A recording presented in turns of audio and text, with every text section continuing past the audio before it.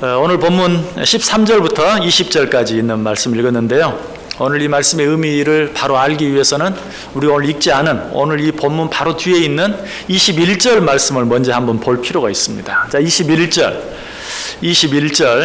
우리 다 같이 한번 한 목소리로 읽겠습니다. 이때로부터 예수 그리스도께서 자기가 예루살렘에 올라가 장로들과 대제사장들과 서기관들에게 많은 고난을 받고 죽임을 당하고 제3일에 살아나야 할 것을 제자들에게 비로소 나타내시니. 아멘. 이때로부터, 오늘 이 본문 말씀을 마치고 나서 이때로부터 예수님께서 본격적으로 제자들에게 가르치기 시작한 한 가지 사실이 있는데, 그것은 내가 너희를 위하여 죽어야 하겠다 하는 사실을 비로소 나타내시고 가르쳐 주시기 시작했다. 자, 이 사실을 통해서 오늘 이 본문 말씀이 기록된 시점, 오늘 본문에 기록된 말씀을 예수님이 하신 때가 예수님의 공생애, 예수님의 지상 사역이 끝나가고 있는 때라는 사실을 우리가 알게 돼요. 그래서 이제 예수님께서 자기의 공생애가 끝나가고 있다는 사실을 아시고 그것을 준비하고 계시는 때에 하신 말씀이 바로 오늘 본문 말씀이에요. 자, 그렇다면 예수님께서 자기의 그 마지막 때, 자기의 죽음을 준비하기 위해서 제자들 앞에서 하신 일이 무엇인가? 지금까지 예수님께서는 제자들을 3년 동안 같이 데리고 다니시면서 같이 먹고 같이 다니시고 같이 자고 하면서 그들을 가르치셨어요. 이제 그들을 떠날 때가 되었어요. 그래서 예수님께서는 3년 동안 자기와 함께 먹고 자면서 자기의 가르침을 받았던 제자들을 마지막으로 한번 테스트해 보기를 원하셨어요. 내가 지금까지 제자들이 가르친 그 내용을 저들이 얼마나 잘 이해하고 얼마나 잘 받아들이고 있는가 하는 것을 한번 테스트해 보기를 원하셨어요. 그래서 저는 오늘 읽은 이 본문 말씀을 예수님께서 행하신 12 제자들의 졸업시험이다, 그렇게 저는 한번 표현해 보고 싶어요. 3년 동안 예수님이 직접 가르치신 후에 그들을 한번 평가해 보시는 것이죠. 자, 이 제자들을 평가하기 위해서 예수님이 두 문제를 내십니다. 그 첫 번째 문제가 무엇인가? 우리가 읽은 본문 13절 가운데 예수께서 빌립보 가이사랴 지방에 이르러 제자들에게 물어 이르시되 사람들이 인자를 누구라 하느냐? 이것이 첫 번째 문제였어요. 사람들이 인자, 자기 일을 말하죠. 사람들이 나를 누구라 하느냐 하는 것이 첫 번째 문제였고요. 두 번째 질문은 15절에 나와요. 이르시되 너희는 나를 누구라 하느냐? 사람들이 나를 누구라 하더냐 하는 것이 첫 번째 질문이고, 두 번째 질문은 너희들은 나를 누구라 하느냐. 이것이 예수님께서 제자들의 졸업시험에 내신 두 가지 문제였다는 것이. 자, 그런데 이 질문에 공통점이 있죠. 그건 뭡니까? 이 두 문제 다 자기 자신에 관한 질문이에요. 내가 누구냐? 사람들은 나를 누구라 하더냐? 너희들은 나를 누구라고 생각하느냐? 자, 이 두 질문이 예수님께서 자기의 3년간의 공생애를 마무리하면서 하시는 질문이었다면, 뭐 10문제를 내신 것도 아니에요. 5문제를 내신 것도 아니에요. 단 2문제를 냈는데, 그렇다면 한 가지는 자기 자신에 대한 것, 또 한 가지는 자기를 보내신 아버지에 관한 것, 뭐 이 정도는 돼야 그래도 조금 이해가 되는데, 그게 아니에요. 단 2문제를 내면서 그 2문제 다 자기 자신에 관한 것. 자, 이 사실을 통해서 우리가 알 수 있는 게 뭡니까? 우리가 신앙생활을 하는 데 있어서 가장 중요한 내용이 무엇인가? 그것은 예수 그리스도에 관한 것이, 예수 그리스도에 관해서 우리가 어떻게 알고, 예수 그리스도에 관해서 우리가 얼마나 알고, 예수 그리스도를 우리가 어떻게 믿고, 우리의 신앙생활의 시작과 끝은 모두 예수 그리스도에 관한 것이, 우리가 얼마나 예수 그리스도를 알고 우리가 얼마나 그 예수 그리스도를 잘 믿고 있는가. 요한복음 3장 16절에 이렇게 말하죠. 하나님이 세상을 이처럼 사랑하사 독생자를 주셨으니 이는 그를 믿는 자마다 멸망치 않고 영생을 얻게 하려 하심이니라. 어쩌면 성경 66권 전체 가운데 가장 유명하고 가장 중요한 내용 가운데 하나라고 할 수 있는 요한복음 3장 16절. 그 말씀이 뭘 말해요? 독생자 예수 그리스도에 대해서 말하면서 그를 믿는 자마다 멸망치 않고 영생을 얻을 것이다. 결국 예수 그리스도 안에 모든 답이 있다는 것이. 그래서 예수님께서도 마지막 제자들을 평가하는 질문을 하시면서 오직 자기 자신에 관한, 사람들이 나를 누구라 하더냐? 너희는 나를 누구라 하느냐? 바꿔서 말하면 이 문제만 너희들이 바로 알 수 있다면 너희들은 아무 문제가 없다. 너희들은 아무것도 걱정할 필요가 없다. 하는 그런 말씀이나 다름이 없는 것이, 여러분, 우리가 믿어야 할 믿음의 대상은 예수 그리스도의 가르침이 아니에요. 예수 그리스도 자신이. 이것이 세상의 다른 모든 종교와 기독교가 다른 점이에요. 세상의 다른 모든 종교는 교주가 있어요. 그리고 그 교주의 가르침을 잘 받아들이면 돼요. 설령 교주는 누군지 몰라도 그 교주의 가르침을 잘 알고 그 가르침대로 잘 행하면 그 사람은 그 종교에서 나름대로 종교생활을 잘 하는 거예요. 그러나 기독교는 그런 게 아니에요. 물론 그럴 수도 없겠지만 설령 성경 66권에 나와 있는 어떤 말씀들에 대해서 내가 잘 알지 못한다 할지라도 예수 그리스도가 누구신지 분명히 알고 그분과 나의 관계가 어떻게 되는 것을 분명히 알고 예수 그리스도를 확실히 믿기만 한다면 그 신앙은 그 어떤 것에도 흔들리지 않는 굳건한 신앙이요. 그렇게 신앙생활 한 사람은 하나님 앞에 섰을 때 하나님께서 네가 신앙생활을 잘하였다라고 칭찬받을 수 있다는 사실이, 여러분, 예수 그리스도의 가르침을 믿는 것과 예수 그리스도 자신을 믿는 것은 어떻게 다릅니까? 이것은 요한복음 3장에 나타난 니고데모를 살펴보면 예수 그리스도의 가르침에 대해서 아는 것이 무엇인가 하는 것을 잘 알게 돼요. 이 니고데모라는 사람은 예수님의 가르침에 대해서 잘 알았어요. 그래서 예수님을 선생님으로 표현하고, 그리고 당신께서 행하신 일은 정말 하나님께서 보내신 자가 아니면 행할 수 없습니다 라고 말하기도 하고, 그러나 예수님께서 그런 니고데모를 한 번도 칭찬하지 않아요. 오직 그에게 계속해서 반복해서 하는 말씀이 있죠. 뭐라고요? 네가 거듭나지 아니하면 하나님 나라를 볼 수 없느니라.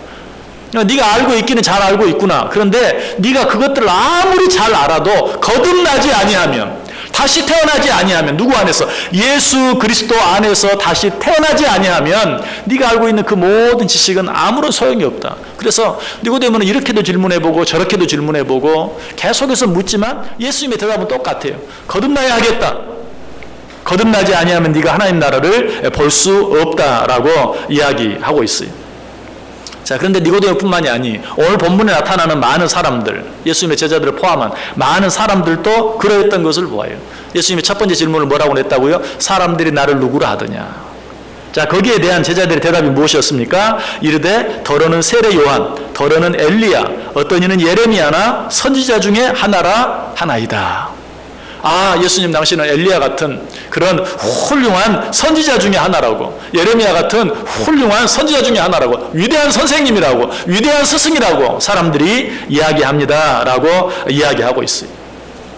당시 사람들이 예수 그리스도에 대해서 어떻게 이해했어요? 정말 존경할 만한 훌륭한 모범이 되는 그런 선생님, 스승으로 알고 있었어요. 그러나 여전히 많은 사람들이 어때요? 예수 그리스도를 자기의 주님으로, 자기들의 구주, 구세주로는 믿고 있지 못했다 하는 것을 우리에게 단적으로 가르쳐 주고 있어요.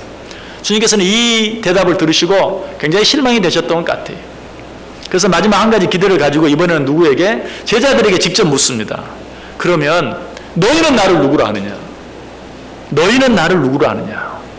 이때 시몬 베드로가 정말 멋진 대답을 하는 걸 보아요. 16절 뒷부분에 주는 그리스도시요 살아계신 하나님의 아들이시니이다. 바로 이것이 성경 전체를 통틀어서 베드로의 가장 위대한 모습이, 예수님께서 제자들에게 질문했을 때 베드로가 예수님 앞에 주는 그리스도시요 살아계신 하나님의 아들이시니이다. 베드로의 이 고백을 듣고 예수님께서는 너무 기쁘셨던 것 같아요. 예수님이 너무 기쁘셨다는 것을 바로 그 다음 절 17절 말씀을 통해서 알 수 있어요. 예수께서 대답하여 이르시되 바요나 시몬아 내가 복이 있도다. 이를 내게 알게 하니는 혈육이 아니요 하늘에 계신 내 아버지시니라.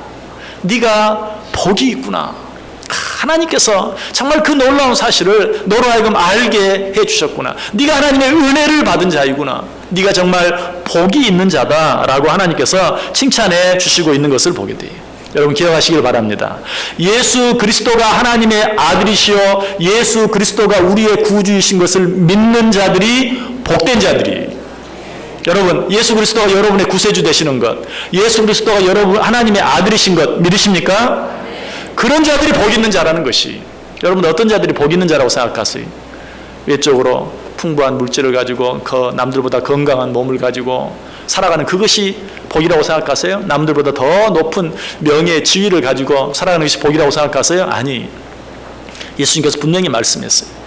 사도 베드로가 주는 그리스도시요 살아계신 하나님의 아들이십니다 라고 고백했을 때, 바요나 시몬아, 네가 복이 있다. 내가 하나님의 아들인 것을 믿는 네가 복이 있다. 내가 너의 구세주 되는 것을 믿는 네가 복이 있다. 다른 어떤 것이 복이 있는 것이 아니다 라고 우리에게 분명하게 말씀해 주고 있어요. 여러분, 예수 그리스도는 그저 4대 성인 가운데 한 분이 아니, 위대한 세상의 많은 스승들 가운데 한 분이 아니, 예수 그리스도는 우리의 구세주이시고 예수 그리스도는 하나님의 아들이세요. 이 사실은 사도 베드로 한 사람에게만 적용되는 게 아니, 우리 한 사람에게만 적용되는 게 아니, 이 사실은 교회에도 동일하게 적용이 돼요. 18절 말씀 보세요. 또 내가 내게 이르노니 너는 베드로라. 내가 이 반석 위에 내 교회를 세우리니 음부의 권세가 이기지 못하리라. 예수 그리스도가 하나님의 아들이신 것, 예수 그리스도가 구세주이신 것을 믿는 자가 복이 있는 것처럼 교회도 마찬가지. 어떤 교회가 복 있는 교회인가? 어떤 교회가 올바른 교회인가? 예수 그리스도가 하나님의 아들이심과 예수 그리스도가 우리의 구주 되시는 것을 믿는 교회가 복이 있다는 것이, 여러분 아무것도 아닐 것 같지만 정말 일상에 판을 치고 있는 많은 이단들을 구별할 수 있는 가장 중요한 근본이 바로 이 사실이에요. 이 말을 바꾸고 얘기하면 어떤 교회가 복이 있는가? 예수 그리스도가 이 교회의 주인이 되시는 것을 믿는 교회가 복이 있다라는 것이, 다른 어떤 것도, 다른 어떤 자도 하나님의 몸된 교회의 주인이 될 수 없어요. 오직 예수 그리스도 한 분만이에요. 그러나 교묘하게 이 사실을 혼동하게 만드는 많은 이단들, 사선들이 요즘 우리 가운데 얼마나 많은지 몰라요. 그래서 교회를 흔들리고 어지럽게 하고 어렵게 만드는 일들이 정말 많아요. 오늘 성경은 우리에게 분명히 말합니다. 내가 이 반석 위에 내 교회를 세우리니 음부의 권세가 이기지 못하리라. 그래서 가톨릭은 이 말씀을 오해해서 사도 베드로에게 너는 베드로라, 내가 이 반석 위에 내 교회를 세우리니 음부의 권세가 이기지 못하리라. 교묘하게도 이 베드로라는 이름의 헬라어 뜻 페트라라는 말의 뜻이 반석이, 그러니까 너는 베드로라, 너는 반석이라, 내가 이 반석 위에 내 교회를 세우리니 음부의 권세가 이기지 못하다. 그래서 로마 가톨릭은 사도 베드로가 교회의 기초, 교회의 반석이라고 믿어요. 그래서 사도 베드로를 교황으로, 일대 교황, 초대 교황으로 믿어요. 그리고 하나님께서 그에게 특별한 권세를 주었다고 믿어요. 그 권세가 무엇입니까? 19절에 나오죠. 내가 천국 열쇠를 내게 주리니 내가 땅에서 무엇이든지 매면 하늘에서도 매일 것이요 내가 땅에서 무엇이든지 풀면 하늘에서도 풀리리라. 베드로를 초대 교황으로, 교회의 기초로, 반석으로 세우고 그 위에 교회를 세워놓고 초대 교황이 베드로에게 내가 너에게 천국 열쇠를 준다. 그래서 네가 땅에서 무엇이든지 매면 하늘에서도 매이고 네가 땅에서 무엇이든지 풀면 하늘에서도 풀 것이다. 그래서 마치 이 베드로의 뒤를 잇는 모든 교황들이, 아니 혹은 사제들까지라도 어떤 하나님으로부터 특별한 권세를 부여받은 것처럼, 내가 네 죄를 사한다 하면 사람들이 죄가 사함받고 내가 네 죄를 사하지 않는다 하면 사람들이 죄가 사함받지 않는 것처럼, 교황이 이것은 옳다라고 말하면 그것은 옳고, 이것은 성경적이다 라고 말하면 그것은 성경적이고, 이것은 성경적이 아니다 라고 말하면 그것은 성경적이 아닌 것처럼, 교황에게 그런 권세가 있는 것처럼 로마 가톨릭에서는 오해를 하는 부분이 있어요. 그래서 수많은 종교 회의들을 열고 그 회의에서 무엇이 옳고 그른가를 날마다 새로 결정해야 하는, 그리고 교황이 한번 이것이 옳다고 말하면 그것은 진리, 하나님의 말씀보다도 더 높은 권세를 가진, 권위를 가진 새로운 진리가 되는 것을 보게 돼요. 얼마나 잘못된 일인지 몰라요.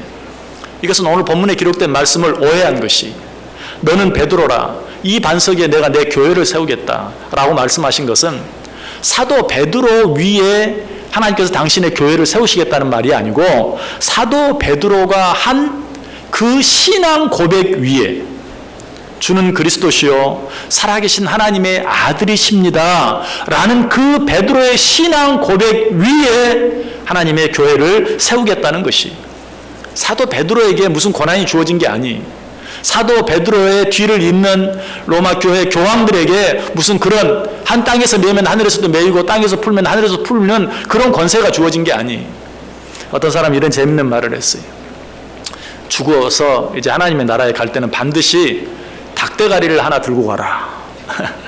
왜? 그 문 앞에 가면 사도 베드로 사도가 그 문 앞에 딱 서 계실 터인데, 아마 베드로가 네가 세상에서 어떻게 살았는지 물을 것이다. 너는 이렇게 했느냐 안 했느냐, 왜 안 했느냐, 왜 그렇게 했느냐 라고 물을 터인데, 그때 닭대가리를 척 내밀어라. 그럼 사도 베드로가 자기가 옛날에 닭 울기 전에 예수님을 3번 부인했다는 일이 생각이 나서 그냥 얼른 통과시켜줄 것이다. 정말 베드로가 천국의 수문장, 천국 열쇠를 가진 천국 수문장이라면 그렇게 하면 될 거예요. 저도 여러분에게, 여러분 꼭 죽었을 때는 여러분 수의 주머니에 닭대가리 하나 넣어달라고 부탁을 하십시오. 그냥 잘못된 것이, 그걸 말하는 게 아니. 자, 그렇다면 오늘 본문에서 말하는 내가 천국 열쇠를 너에게 준다. 네가 땅에서 매면 하늘에서도 매이고 네가 땅에서 풀면 하늘에서도 풀릴 것이다 라는 그 의미가 무엇일까요? 오늘 베드로가 교회의 반석이 되고 베드로에게 천국 열쇠가 주어졌다고 믿는 것이 잘못되었다는 증거는 오늘 본문 뒤에 있는 22절과 23절에 있는 말씀을 통해서 분명히 알게 돼요. 22절 말씀 보시면 베드로가 예수를 붙들고 항변하여 이르되 주여 그리 마옵소서, 이 일이 결코 주께 미치지 아니하리이다. 21절에 무슨 말씀이 있었어? 아까 우리가 읽었죠. 내가 이제 너희를 위하여 죽어야 하리라. 근데 베드로가 뭐라고 말했어요? 그런 말씀하지 마십시오. 절대로 그런 일이 주님께 미치지 않겠나이다. 내가 그렇게 하겠습니다 라고 말했어요. 예수님의 뜻을 알아요? 몰라요? 전혀 몰라요. 예수님께서 말씀하신 말씀을 이해했어요? 이해하지 못했어요. 오해했어요. 이런 베드로를 향해 예수님께서 23절에 뭐라고 말합니까? 예수께서 돌이키시며 베드로에게 이르시되 사탄아 내 뒤로 물러가라. 너는 나를 넘어지게 하는 자로다. 내가 하나님의 일을 생각하지 아니하고 도리어 사람의 일을 생각하는도다 하시고.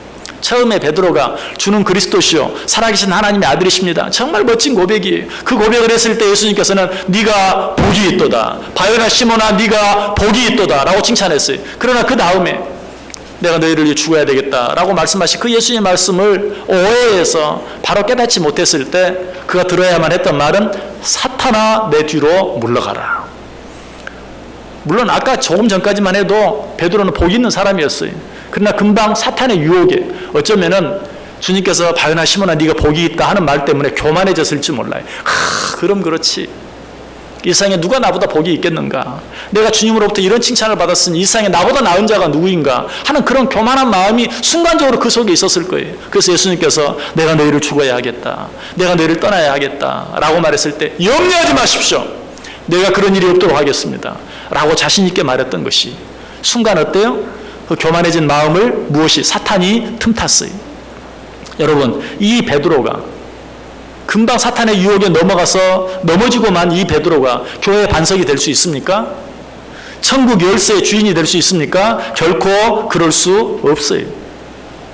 베드로의 그 신앙 고백은 바뀌지 않아요. 주는 그리스도시요 살아계신 하나님의 아들이라는 그 고백은 바뀌지 않아요. 주님께서 그 고백 위에 내가 교회를 세우겠다는 말이지 베드로 위에 교회를 세우겠다는 말이 아니. 이 말씀이 베드로 한 사람에 관한 말씀이 아니라는 보다 확실한 증거가 있어요. 자, 마태복음 18장으로 한번 가보세요. 마태복음 18장 18절 열어보세요. 마태복음 18장 18절. 우리 다 같이 한 목소리로 읽을까요? 진실로 너희에게 이르노니 무엇이든지 너희가 땅에서 매면 하늘에서도 매일 것이요 무엇이든지 땅에서 풀면 하늘에서도 풀리리라. 아멘. 오늘 본문 6장 19절에 있는 말씀과 정확히 똑같은 말씀이. 그런데 한 가지 다른 것이 있어요. 오늘 본문 19절에서는 뭐라고 말합니까? 내가 내 반석 위에 교회를 세우겠다라고 말하고 있는데 마태복음 18장에서는 어때요? 너희에게 이르노니 무엇이든지 너희가 땅에서 매면. 마태복음 16장 19절에서는 단수로 말해서 마치 베드로 한 사람, 네가 땅에서 무엇을 매면 하늘에서도 풀리고 네가 땅에서 무엇인가 풀면 하늘에서도 풀릴 것이다. 베드로 한 사람에게 말하는 것처럼 착각할 수도 있어요. 그러나 마태복음 18장 18절에서는 내가 아니 너희가 너희가 예수님의 적게는 예수님의 모든 제자들, 넓게는 예수님을 믿는 모든 자들. 너희가 단수가 아니 복수거예요. 복수예요. 베드로 한 사람이 아니 12제자 전체를 말하고 예수님을 믿는 모든 사람을 말해요. 너희가 땅에서 매면 하늘에서도 매일 것이요 무엇이든지 땅에서 풀면 하늘에서도 풀리리라. 그렇다면 이 말씀은 결국 뭐예요? 예수 그리스도를 구주로 믿는, 예수 그리스도를 하나님의 아들이시오 그리고 우리의 구세주로 믿는 모든 자들에게 하나님께서 무엇을? 천국 열쇠를 주셨어요. 예수 그리스도를 믿는 모든 자들이 땅에서 무엇인가를 매면 하늘에서도 매이고 땅에서 무엇인가를 풀면 하늘에서도 풀리는 것이. 자, 그렇다면 과연 이 천국 열쇠가 무엇인가? 18장, 아까 금방 읽었던 18장 18절 뒤에 계속되는 19절과 20절 말씀을 보면 그 천국 열쇠가 무엇인지 분명히 나와요. 19절 20절 마태복음 18장 19절 20절 같이 읽습니다. 진실로 다시 너희에게 이르노니 너희 중에 두 사람이 땅에서 합심하여 무엇이든지 구하면 하늘에 계신 내 아버지께서 그들을 위하여 이루게 하시리라. 두세 사람이 내 이름으로 모인 곳에는 나도 그들 중에 있느니라. 아멘. 너희 중에 두 사람이 땅에서 합심하여 무엇이든지 구하면 하늘에 계신 내 아버지께서 그들을 위하여 이루게 하시리라. 두세 사람이 내 이름으로 모인 곳에는 나도 그들 중에 있느니라.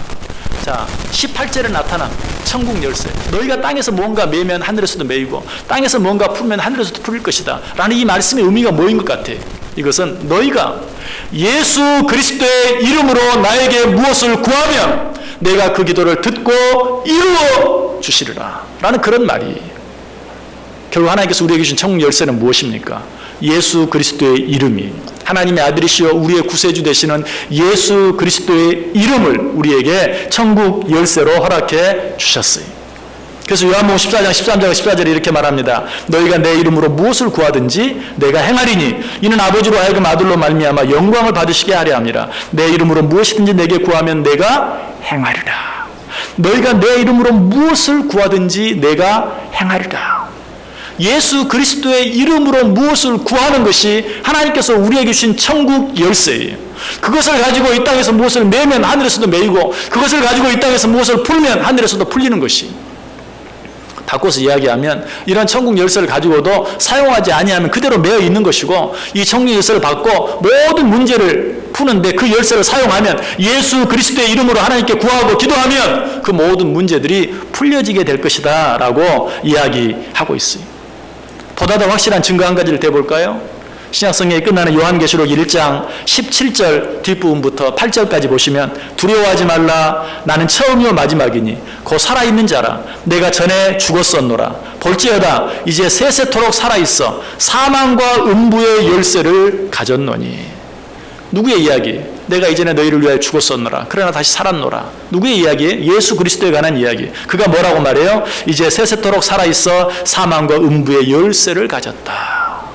사도 베드로가 열쇠를 가진 게 아니고 우리 주 예수 그리스도, 우리 주 예수 그리스도의 이름이 곧 천국의 열쇠인 것을 오늘 우리에게 분명하게 말씀해 주고 있어요.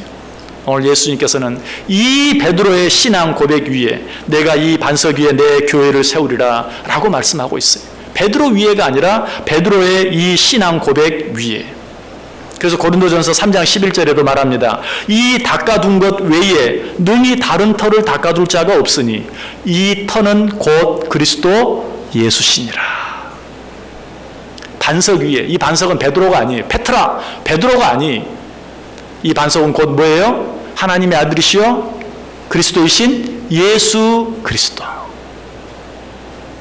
이 터는 곧 예수 그리스도라. 이 터 외에 다른 터가 없다. 교회는 베드로 위에가 아니라 베드로가 한 그 놀라운 신앙 고백 위에 서 있게 된 것이.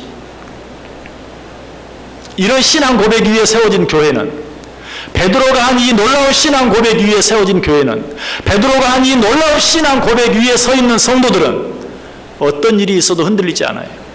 반석 위에 세워진 집이 비바람이 치고 홍수가 나도 무너지지 아니하는 것처럼 베드로가 한 이 놀라운 신앙 고백 위에 주는 그리스도시요 살아계신 하나님의 아들인 것을 믿는 믿음 위에 세워진 신앙은 어떤 어려움, 어떤 풍파, 어떤 시련, 어떤 문제가 닥친다 할지라도 흔들리지 아니하고 요동하지 아니하고 무너지지 아니한다라는 것이.